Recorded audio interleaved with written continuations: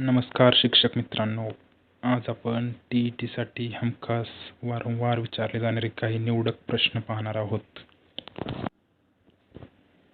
प्रश्न पहिला, मराठी भाषेचे पाणिनी कोणाला म्हणतात?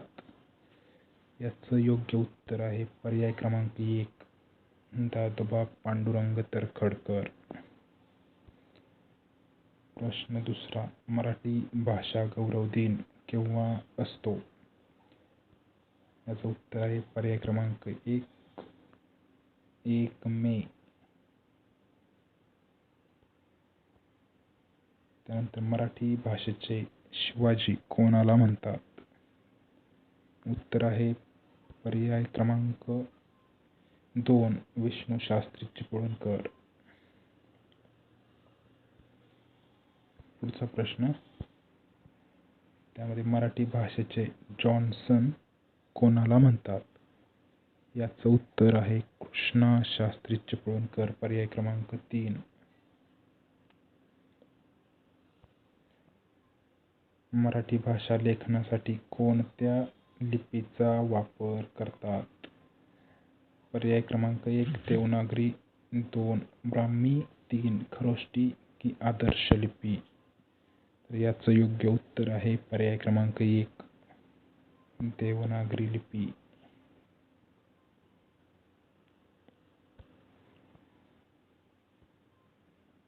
पुढचा प्रश्न, व्याकरण म्हणजे काय? तर व्याकरण म्हणजे भाषेचे स्पष्टीकरण स्पष्ट करणारे शास्त्र. पर्याय क्रमांक 3. त्यासोबत पुढचा प्रश्न आहे, खानदेशातील बोलली जाणारी बोली कोणती? याचं योग्य उत्तर आहे पर्याय क्रमांक 1, अहिराणी. खानदेशात अहिराणी ही भाषा बोलली जाते. पुढचा प्रश्न, 6 सोनेरी पाने या ग्रंथाचे लेखक कोण आहेत? तर पहा, 6 सोनेरी पाने या ग्रंथाचे लेखक आहेत विनायक दामोदर सावरकर. पर्याय क्रमांक 1. पुढचा प्रश्न, शाकुंतल या ग्रंथाचे लेखक कोण आहेत?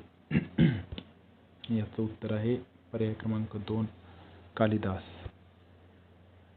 नेक्स्ट, मराठी भाषेचे आद्य कवी कोणाला म्हणतात? मराठी भाषेचे आद्य कवी कवी मुकुंदराज यांना म्हटले जाते. पुढचा प्रश्न, क, च, त, प हे ध्वनिव्यंजन कोणत्या प्रकारात मोडतात?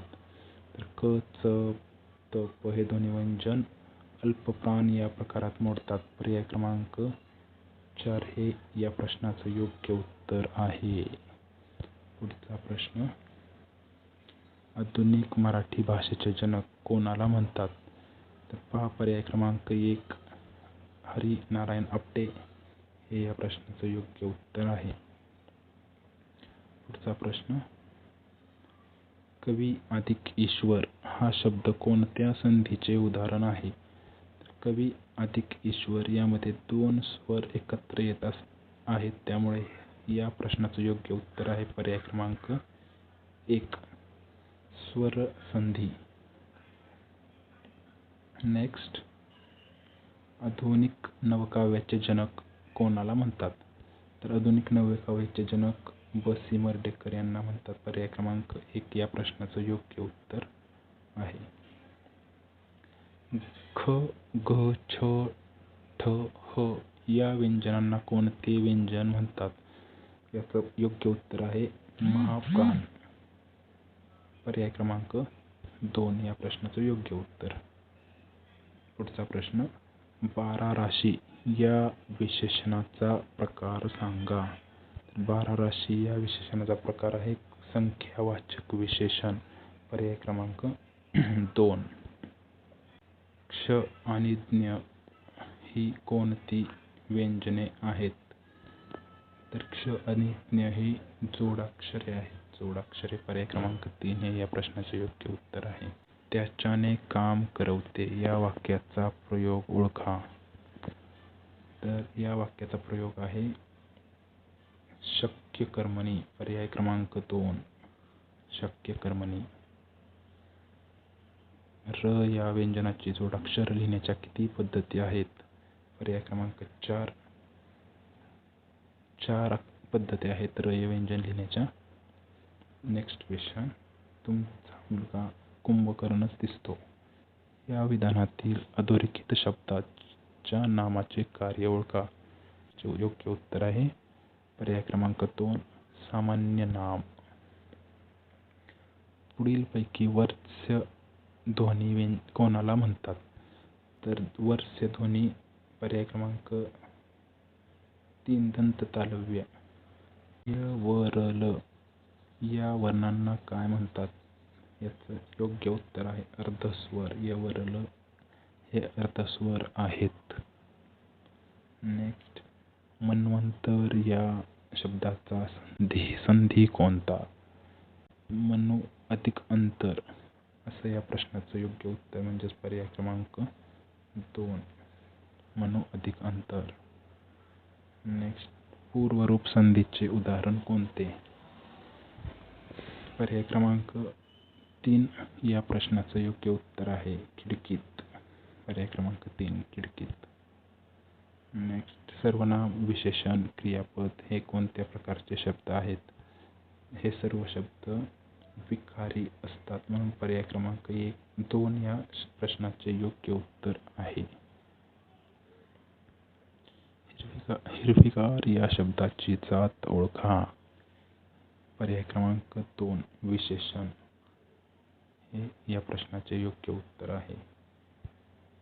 नेक्स्ट. नवलाई, गारवा, मित्रत्व, शहाणपणा, देवत्व ही कोणत्या नामाची कोणत्या प्रकारात येतात? याचं योग्य उत्तर आहे भाववाचक नाम. पर्याय क्रमांक 2 भाववाचक नाम. नेक्स्ट. बोका या शब्दाचा लिंग बदल सूचित करणारा शब्द कोणता? पर्याय क्रमांक 2 भाटी. बोकाचा स्त्रीलिंगी असतो भाटी. नेक्स्ट. जळू या शब्दाचे अनेक वचन लिहा. पर्याय क्रमांक 2 जळूचे अनेक वचन जळवा असे होते. धन्यवाद.